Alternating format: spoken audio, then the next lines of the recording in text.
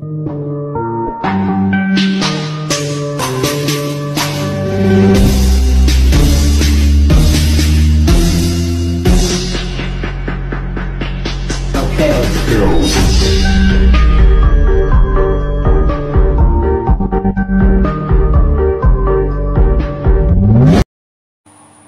lupa subscribe, like, nyalakan loncengnya, dan share.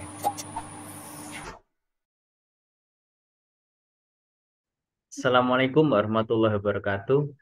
Saya Lutfi Satria Pratama dari Universitas Mancasakti, Prodi Manajemen. Saya akan mempresentasikan UAS Ekonomi Makro pada materi pengangguran, inflasi, dan kebijakan pemerintah. Dan dosen saya, Bapak Hendra Permadi. Pengangguran dan inflasi adalah dua masalah ekonomi utama yang dihadapi setiap masyarakat. Kedua masalah ekonomi itu dapat mewujudkan beberapa efek buruk yang bersifat ekonomi, politik, dan sosial. Dengan demikian, pada hakikatnya, bab ini akan membahas dua hal, yaitu pengangguran dan inflasi yang dihadapi oleh suatu ekonomi dan bentuk kebijakan pemerintah yang dapat dijalankan untuk mengatasi masalah tersebut. Kita masuk pada masalah pengangguran. Dalam membedakan jenis-jenis pengangguran, terdapat dua cara untuk menggolongkannya, yaitu yang pertama, berdasarkan sumber atau penyebab yang mewujudkan pengangguran tersebut. Yang kedua, berdasarkan kepada ciri pengangguran yang ada. Yang pertama, berdasarkan kepada sumber atau penyebab yang mewujudkannya. Yang pertama adalah pengangguran normal atau friksional, yaitu apabila dalam suatu ekonomi terdapat pengangguran sebanyak 2 atau 3% dari jumlah tenaga kerja, maka ekonomi itu dipandang sebagai mencapai kesempatan kerja penuh. Para penganggur ini tidak ada pekerjaan bukan karena tidak dapat memperoleh pekerjaan, tetapi karena sedang mencari kerja yang lain atau yang lebih baik. Kemudian yang kedua adalah pengangguran siklikal. Pengangguran yang bertambah karena perusahaan mengurangi pekerjanya atau menutup usahanya karena penurunan permintaan agregat. Yang ketiga adalah pengangguran struktural, yaitu karena kemerosotan kegiatan produksi dalam kegiatan industri dan sebagian pekerja terpaksa diberhentikan dan menjadi penganggur. Pengangguran yang ada digolongkan sebagai pengangguran struktural karena ini disebabkan oleh perubahan struktur kegiatan ekonomi. Selanjutnya adalah pengangguran teknologi. Pengangguran ini dapat pula ditimbulkan oleh adanya penggantian tenaga manusia oleh mesin-mesin dan bahan kimia. Pengangguran yang ditimbulkan oleh penggunaan mesin ini dan kemajuan teknologi lainnya dinamakan pengangguran teknologi. Selanjutnya adalah jenis pengangguran berdasarkan cirinya. Yang pertama adalah pengangguran terbuka. Pengangguran ini tercipta sebagai akibat pertambahan lowongan pekerjaan yang lebih rendah dari pertambahan tenaga kerja. Yang kedua adalah pengangguran tersembunyi. Kelebihan tenaga kerja yang digunakan lebih banyak dari yang sebenarnya diperlukan. Yang ketiga adalah pengangguran bermusim.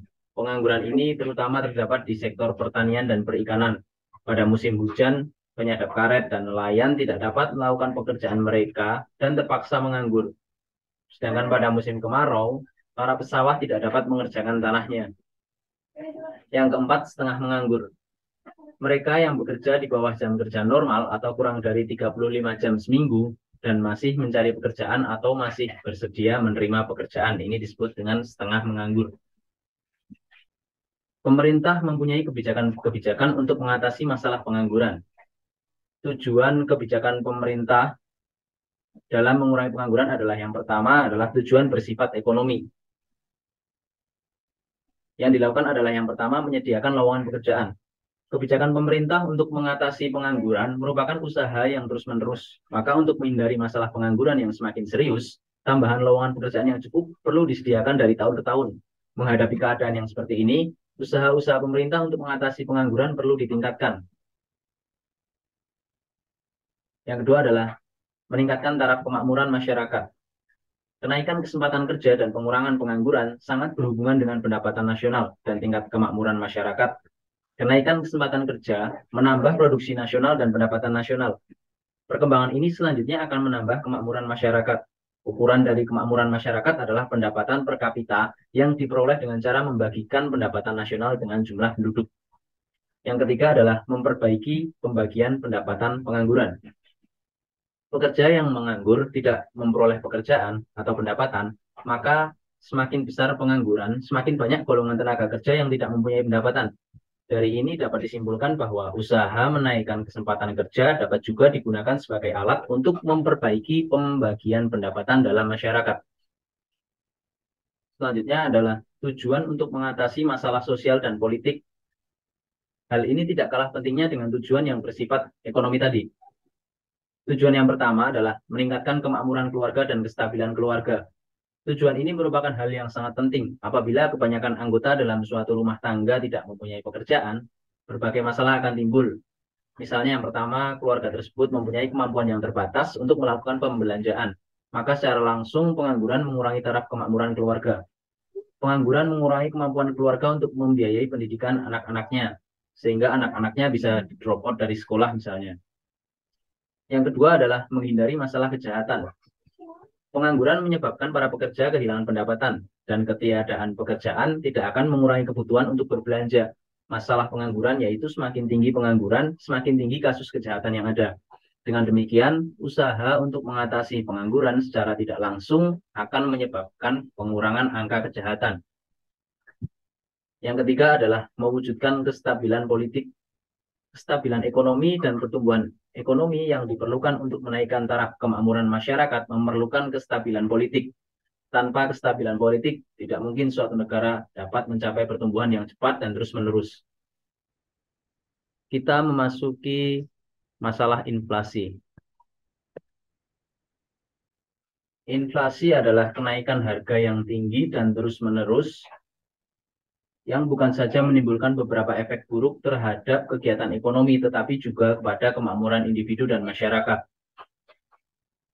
Jenis inflasi berdasarkan sumbernya. Yang pertama adalah inflasi tarikan permintaan, yaitu terjadi pada masa perekonomian berkembang dengan pesat dan pengeluaran yang melebihi kemampuan ekonomi. Yang kedua adalah inflasi desakan biaya, berlaku dalam masa perekonomian berkembang dengan pesat ketika tingkat pengangguran adalah sangat rendah. Yang ketiga adalah inflasi diimpor. Hal ini bersumber dari kenaikan harga-harga barang yang diimpor. Selanjutnya adalah dampak buruk inflasi. Yang pertama, dampak buruk terhadap inflasi dan perkembangan ekonomi. Kenaikan harga-harga menimbulkan efek yang buruk pula terhadap perdagangan. Kenaikan harga menyebabkan barang-barang di negara itu tidak dapat bersaing di pasaran internasional, maka ekspor akan menurun. Sebaliknya, harga-harga produksi dalam negeri yang semakin tinggi akibat inflasi menyebabkan barang-barang impor menjadi relatif murah, maka lebih banyak barang impor yang akan dilakukan. Yang kedua, inflasi dan kemakmuran masyarakat. Di samping menimbulkan efek buruk ke atas kegiatan ekonomi negara, inflasi juga akan menimbulkan efek-efek kepada individu dan masyarakat.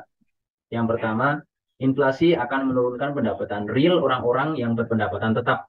Pada umumnya, kenaikan upah tidaklah cepat kenaikan harga-harga, maka inflasi akan menurunkan upah real individu-individu yang berpendapatan tetap.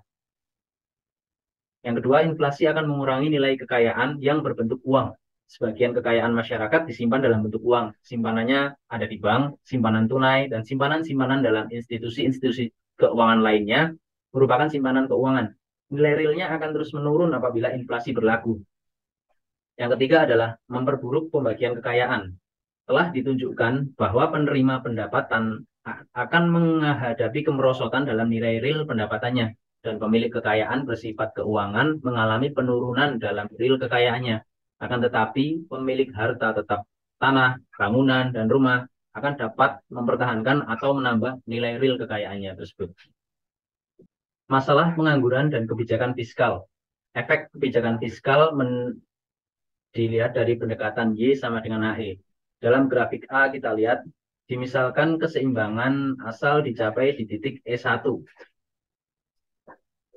Keseimbangan ini menunjukkan pendapatan nasional adalah Y1.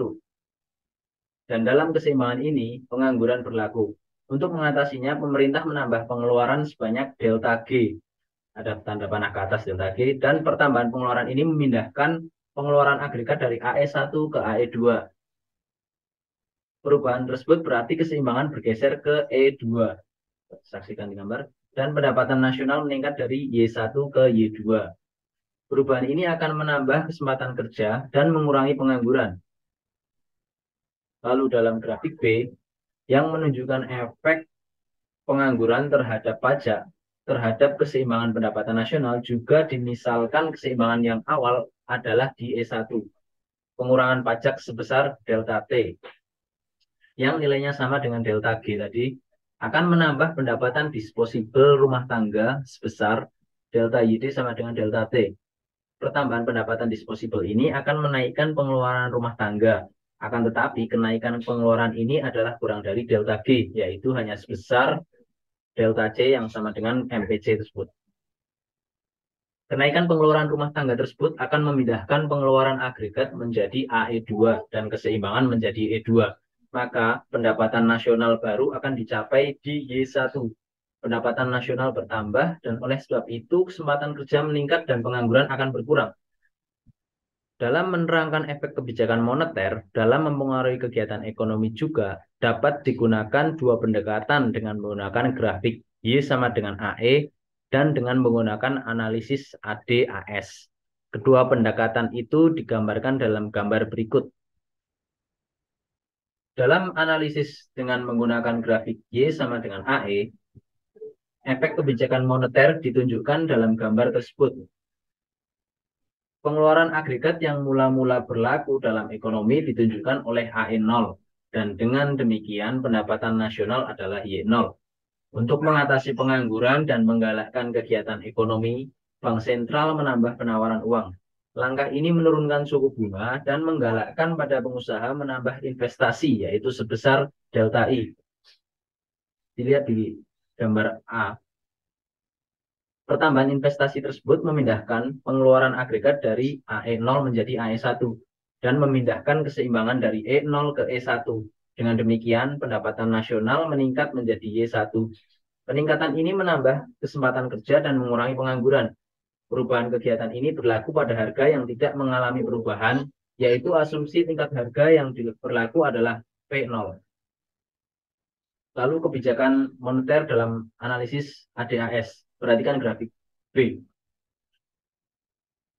yang menggambarkan efek kebijakan moneter terhadap keseimbangan AD/AS, pendapatan nasional real dan tingkat harga. Penawaran agregat dalam perekonomian ini digambarkan oleh kurva AS yang landai bentuknya karena dimisalkan terdapat banyak pengangguran dalam perekonomian. Permintaan agregat yang awal adalah AD0 dan titik A menggambarkan keseimbangan yang mula-mula dicapai, dan keseimbangan ini adalah sama dengan E0 pada grafik A tadi, yang menggambarkan pendapatan nasional real adalah Y0 dan tingkat harga P0. Seperti telah dinyatakan, pada keseimbangan ini terdapat banyak pengangguran dalam perekonomian. Dengan menjalankan kebijakan moneter, diharapkan suku bunga akan menjadi semakin rendah dan investasi akan meningkat. Efek kebijakan fiskal untuk mengatasi inflasi menggunakan pendekatan Y sama dengan AE dan AD/AS. Pada grafik A terdapat gambar mengenai dua keadaan tersebut dengan menggunakan grafik Y sama dengan AE. Pengeluaran agregat awal adalah AE atau P0 dan pengeluaran ini mewujudkan keseimbangan di titik E0. Pendapatan nasional adalah Y0 dan tingkat kesempatan kerja penuh hampir dicapai. Seterusnya, misalkan kenaikan ekspor menambah pengeluaran agregat dan pada waktu yang sama kenaikan harga-harga menjadi lebih cepat. Tanpa kebijakan pemerintah, pengeluaran agregat akan mencapai AE atau PI, yaitu harga-harga juga mengalami kenaikan dan mencapai P1. Dengan demikian, kenaikan pengeluaran agregat tersebut telah menimbulkan efek berikut, yaitu pendapatan nasional meningkat dari Y0 menjadi Y1, dan tingkat harga meningkat dari P0 menjadi P1. Oleh karena itu, Y1 lebih besar dari YF, tingkat pengangguran adalah sangat rendah. Kemudian perhatikan grafik B. Keseimbangan yang ada dalam perekonomian tersebut dicapai di titik A. Keseimbangan ini memberikan gambaran mengenai keadaan yang sama yang ditunjukkan oleh titik E0. Dalam gambar A, yaitu pendapatan nasional real adalah Y0 dan tingkat harga P0. Telah diterangkan bahwa tanpa pengawasan dan kebijakan pemerintah, pengeluaran agregat meningkat dari AE P0 menjadi AE P1. Dalam gambar B tersebut, perubahan tersebut ditunjukkan oleh peralihan kurva permintaan agregat dari AD0 menjadi AD1 dan keseimbangan baru dicapai di titik B. Pada keseimbangan pendapatan nasional yang baru ini, harga meningkat dari P0 menjadi P1 dan pendapatan nasional real adalah Y1. Dengan demikian, walaupun terjadi peningkatan dalam pendapatan nasional real, tingkat inflasi juga sangat tinggi. Maka sejak awal pemerintah berusaha menghindari kenaikan harga yang tinggi ini dengan menjalankan kebijakan fiskal, yaitu dengan mengurangi pengeluaran pemerintah. Selanjutnya, kebijakan moneter untuk mengatasi inflasi. Efek kebijakan moneter yaitu apabila usaha untuk mengurangi inflasi dilakukan dengan menjalankan kebijakan moneter. Yang akan dilakukan oleh pemerintah adalah menurunkan penawaran uang. Perubahan ini akan menaikkan suku bunga. Sebagai akibatnya, pertama-tama langkah ini akan menyebabkan perusahaan-perusahaan dan penanam modal baru mengurangi kegiatan investasinya. Yang kedua, kenaikan suku bunga akan mengurangi keinginan rumah tangga untuk membeli rumah baru. Dan seterusnya, efeknya yang ketiga, rumah lama yang masih diangsur harus membayar bayaran bulanan yang tinggi. Berkurangnya keinginan untuk menanam modal atau membeli rumah yang baru, atau yang juga komponen dalam pelaburan tersebut, akan mengurangi investasi sebuah perusahaan. Selanjutnya masuk pada kesimpulan, kebijakan fiskal atau kebijakan moneter yang lebih baik. Kebijakan fiskal dan kebijakan moneter dijalankan oleh dua pihak yang berbeda. Kebijakan fiskal dilaksanakan oleh Kementerian Keuangan dan kebijakan moneter dijalankan oleh Bank Sentral. Kedua institusi ini haruslah menyesuaikan kebijakan ekonominya dalam mengatasi masalah yang dihadapi. Apabila langkah mereka menimbulkan efek yang bertentangan, yaitu satu pihak menjalankan langkah-langkah untuk mengatasi inflasi dan pihak lainnya menjalankan kebijakan mengatasi pengangguran, kebijakan yang bertentangan itu tidak akan mencapai tujuannya. Untuk meningkatkan keefektifan kebijakan pemerintah, masing-masing institusi di atas perlu menjalankan hal berikut. Yang pertama, untuk mengatasi pengangguran, Bank Sentral perlu menurunkan suku bunga dan Kementerian Keuangan menambah pengeluaran pemerintah yang dapat diikuti pula dengan pengurangan pajak. Langkah tersebut akan menyebabkan kenaikan dalam pengeluaran agregat sebab akibat, seperti kenaikan investasi, kenaikan pengeluaran pemerintah, dan kenaikan pengeluaran rumah tangga atau konsumsi. Untuk mengatasi inflasi, tindakan yang perlu dijalankan Bank Sentral adalah mengurangi penawaran uang dan menaikkan suku bunga. Kebijakan moneter ini akan mengurangi investasi dan pengeluaran rumah tangga atau konsumsi. Kemudian, Kementerian Keuangan perlu pula mengurangi pengeluaran dan menaikkan pajak individu dan perusahaan. Langkah tersebut dapat mengurangi pengeluaran pemerintah, mengurangi investasi, dan mengurangi pengeluaran rumah tangga. Terima kasih. Sekian presentasi dari saya pada mata kuliah Ekonomi Makro, materi pengangguran, inflasi, dan kebijakan pemerintah. Kurang lebihnya saya mohon maaf. Minta tolong di like, share, dan subscribe. Dan jika ada kekurangannya, untuk koreksi saya ke depannya, tolong di komen di bawah ya. Jangan lupa. Saya pamit undur diri. Sampai jumpa di video-video selanjutnya. Wassalamualaikum warahmatullahi wabarakatuh.